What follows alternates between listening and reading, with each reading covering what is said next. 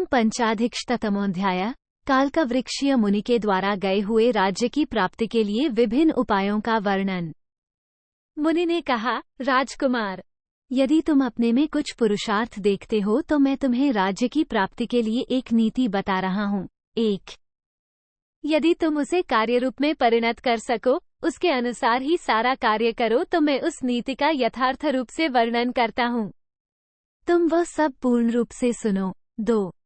यदि तुम मेरी बताई हुई नीति के अनुसार कार्य करोगे तो तुम्हें पुनः महान वैभव, राज्य की मंत्रणा और विशाल संपत्ति की प्राप्ति होगी।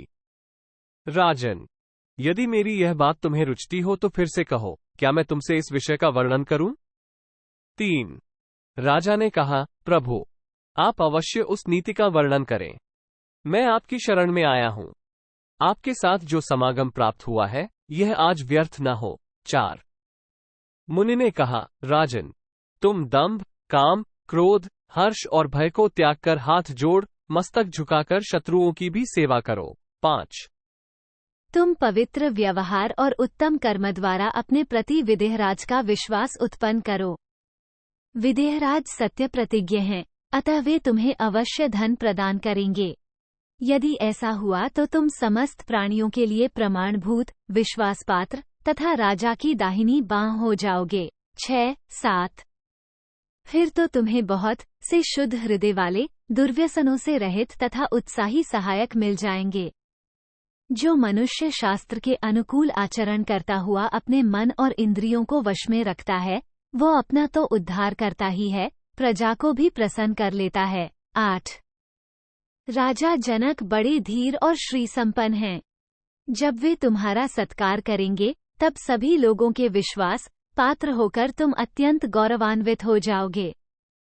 उस अवस्था में तुम मित्रों की सेना इकट्ठी करके अच्छे मंत्रियों के साथ सलाह लेकर अंतरंग व्यक्तियों द्वारा शत्रुदल में फूट डलवाकर बेल को बेल से ही फोड़ो। शत्रु के सहयोग से ही शत्रु का विध्वंस कर डालना। 9. 10. अथवा दूसरों से मेल करके उन्हीं के द्वारा शत्रु के बल का भी नाश कराओ। राजकुमार, जो शुभ पदार्थ अलभ्य है, उनमें तथा स्त्री, ओढ़ने बिछाने के सुंदर वस्त्र, अच्छे पलंग, आसन, वाहन, बहुमूल्य ग्रह, तरह तरह के रस, गंध और फल, इन्हीं वस्तुओं में शत्रु को आसक्त करो। भांति भांति के पक्षियों और विभिन्न जाति के पशुओं के पालन की भी आसक्ति शत्रु के मन में पैदा करो, जिससे ये शत्रु धीरे धीरे धनहीन होकर स्वतः नष्ट हो जाए। 11. 13. यदि ऐसा करते समय कभी शत्रु को उस व्यसन की ओर जाने से रोकने या मना करने की आवश्यकता पड़े तो वह भी करना चाहिए, अथवा वह उपेक्षा के योग्य हो तो उपेक्षा ही कर देनी चाहिए, किंतु उत्तम नीति का फल चाहने वाले राजा को चाहिए कि वह किसी भी दशा में शत्रु पर अपना गुप्त मनोभाव प्रकट न होने दे। 14.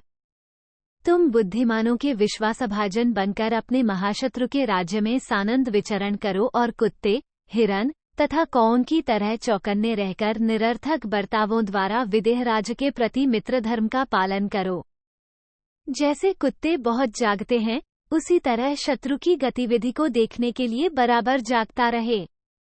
जिस प्रकार हिरन बहुत चौकन्ने होते हैं, जरा भी भय की आशंका होते ही भाग जाते हैं, उसी तरह हर समय सावधान रहे, भय आने के पहले ही वहां से खिसक जाए।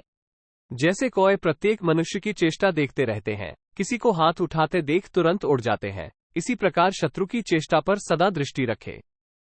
शत्रु को इतने बड़े बड़े कार्य करने की प्रेरणा दो, जिनका पूरा होना अत्यंत कठिन हो, और बलवान राजाओं के साथ शत्रु का ऐसा विरोध करा दो, जो किसी विशाल नदी के समान अत्यंत दुस्तर हो। 16.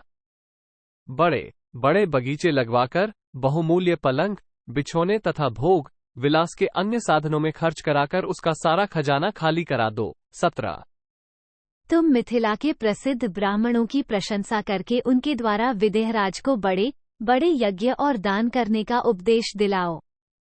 नित्य ही वे ब्राह्मण तुम्हारा उपकार करेंगे और विदेहराज को भेड़ियों के समान नोच खाएंगे। 18. इसमें संदेह नहीं कि पुण्यशील मानव परम गति को प्राप्त होता है, उसे स्वर्गलोक में परम पवित्र स्थान की प्राप्ति होती है। 19. कौशलराज, धर्म अथवा अधर्म या उन दोनों में ही प्रवृत्त रहने वाले राजा का कोष निश्चय ही खाली हो जाता है। खजाना खाली होते ही राजा अपने शत्रुओं के वश में आ जाता है। 20।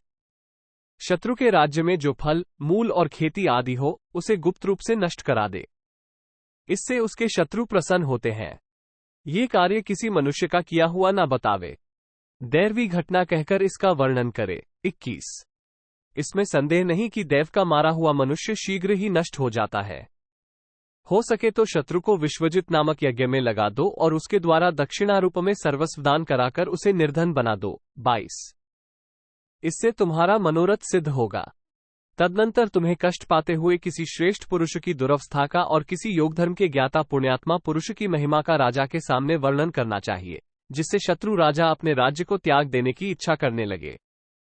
यदि कदाचित वह प्रकृतिस्थ ही रह जाए, उसके ऊपर वैराग्य का प्रभाव न पड़े, तब अपने नियुक्त किए हुए पुरुषों द्वारा सर्वशत्रु विनाशक सिद्ध औषध के प्रयोग से शत्रु के हाथी, घोड़े और मनुष्यों को मरवा डालना चाहिए। 23, 24। राजकुमार, अपने मन को वश में रखने वाला पुरुष यदि धर्मविरुद्ध आचरण करना सह सके तो ये तथा और भी बहुत से भलीभांति सोचे हुए कपटपूर्ण प्रयोग हैं जो उसके द्वारा किए जा सकते हैं। 25। इति श्रीमहाभारते शान्तिपर्वणि राजधर्मानुशासन पर्वणि कालकवृक्षीय पंचाधिकशतमोऽध्यायः 105। इस प्रकार श्रीमहाभारत शांति पर्व के अंतर्गत राजधर्मानुशासन पर्व में कालकवृक्षीय मुनि का उपदेश विषयक 105वां अध्याय पूरा। 105।